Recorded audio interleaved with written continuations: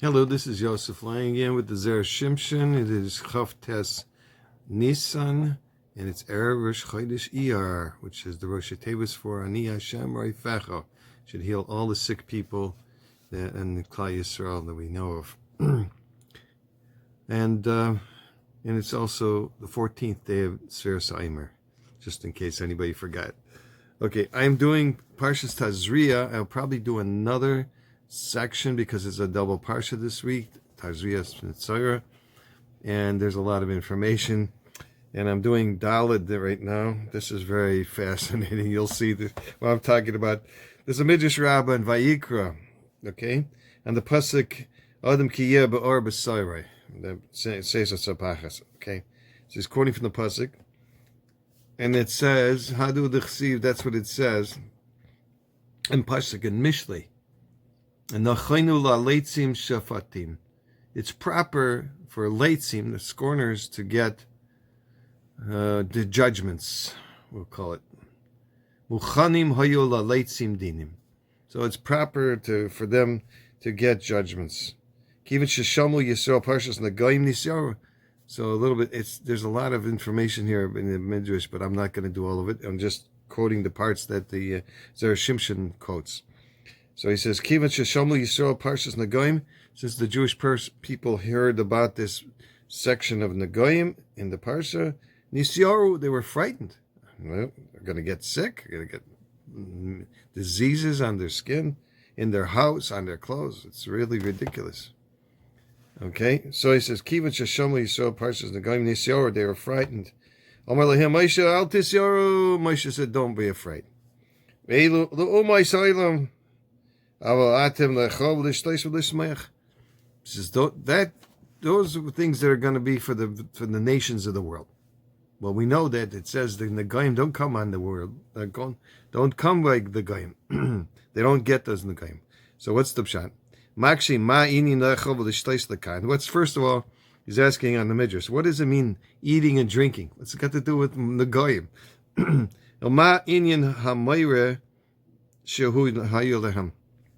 What is this fear that they had? What's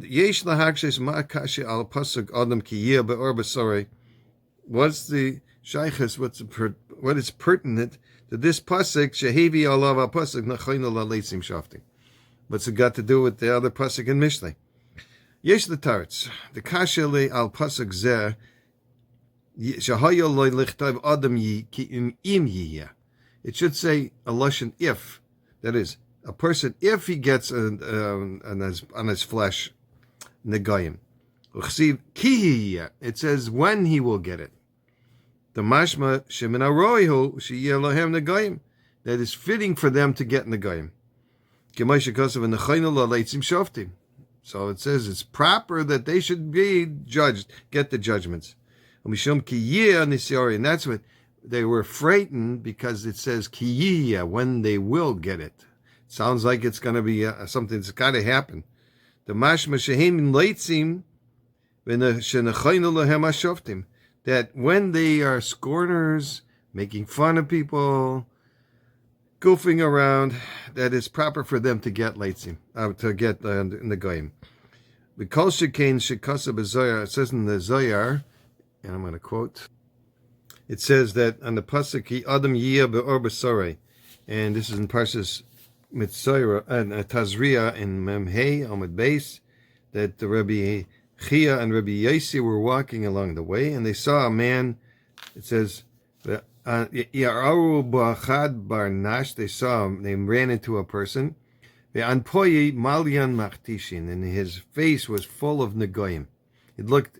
Actually, it says the Masak Midvash translates he had a very red face.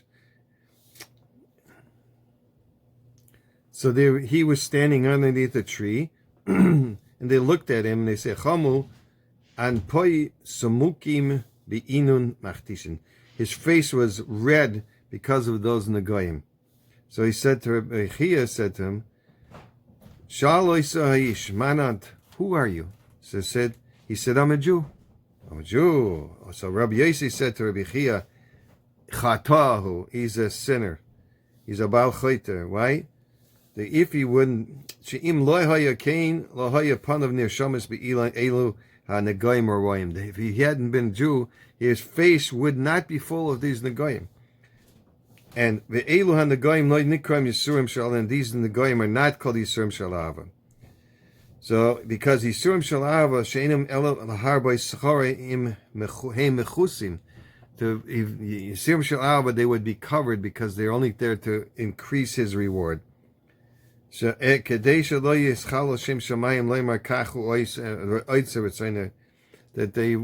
people would see it and say, well, they see this guy Chilul Hashem because he's got such punishments. So the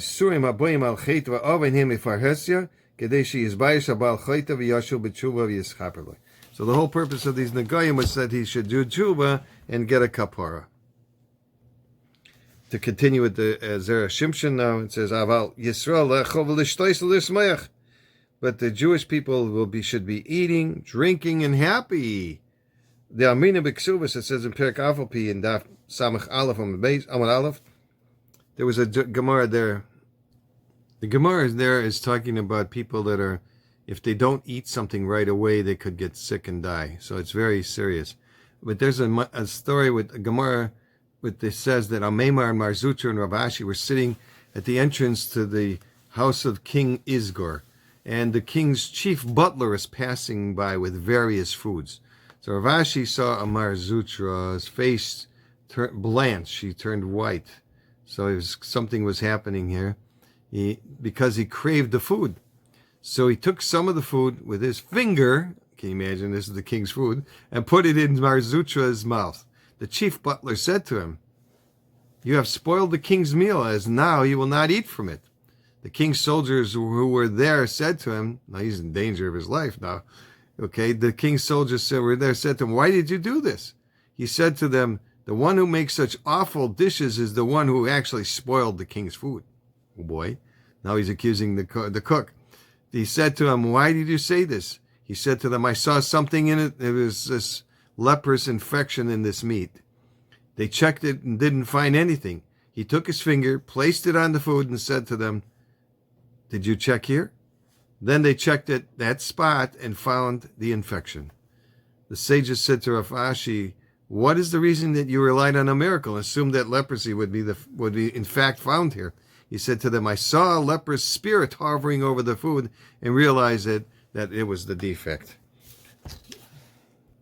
So Rashi actually says this Ruach Tuma was hovering over Mar Zutra. That's why he gave him. So it had nothing to do with the food.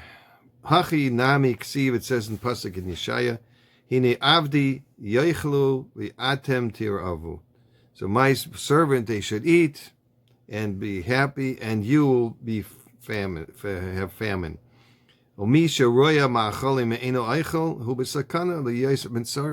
Somebody that sees fruit and he doesn't eat from that food, but because he's very hungry, he becomes a mitzvah. But somebody that eats and drinks and is happy, there's no reason for him to become a mitzvah. Don't be frightened. That's why Moshe Rabbeinu, don't be frightened. That's for the goyim, but for us, we can just eat and drink and be happy. That's for sure. The Mayri Kra Af Ba'ilam Hazed, the pasuk is talking about this world as well.